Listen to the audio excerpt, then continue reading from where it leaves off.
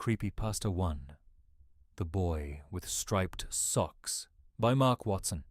The cottage was old, older than memory, older than maps. It sat crooked at the edge of the woods, the stonework bowed with time, the beams darkened by age and something else I couldn't name. The floors groaned constantly, even when no one moved. And the wind? It didn't howl like normal wind. It spoke.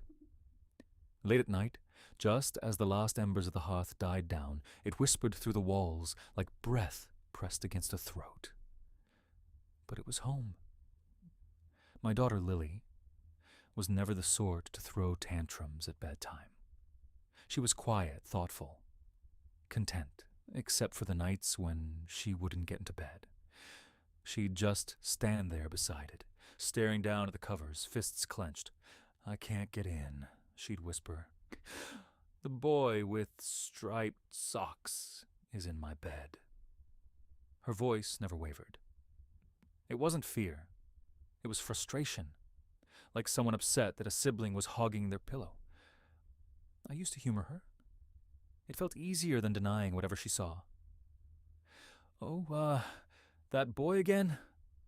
I'd sigh, pulling back the covers. "Little boy, out of this bed.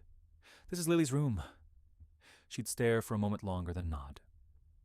"He's gone now." And then she'd climb in, like nothing happened.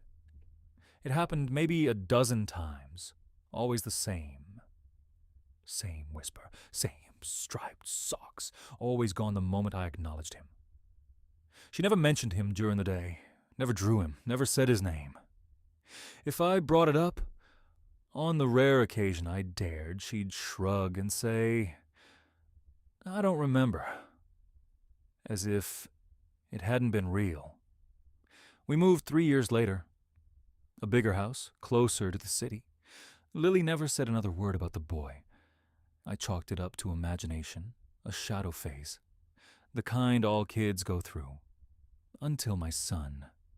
Jamie was born 4 years after we left the cottage. Sweet, cheerful, too young to speak in sentences yet, but expressive in that way toddlers can be.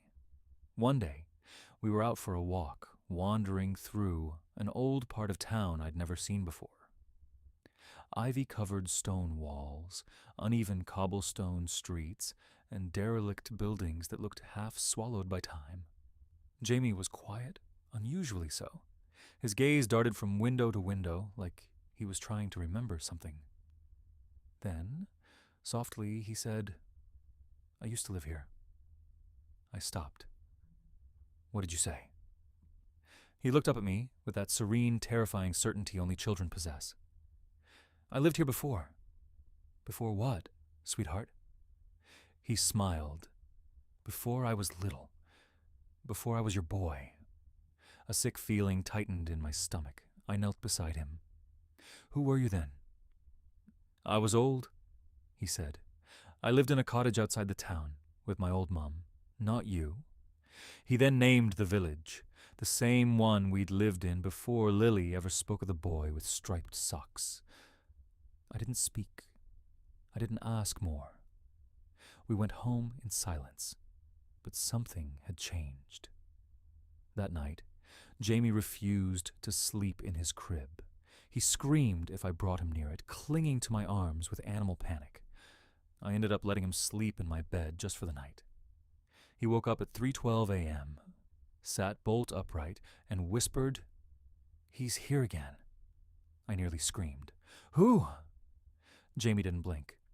"The boy with socks." My blood froze. You've seen him before?"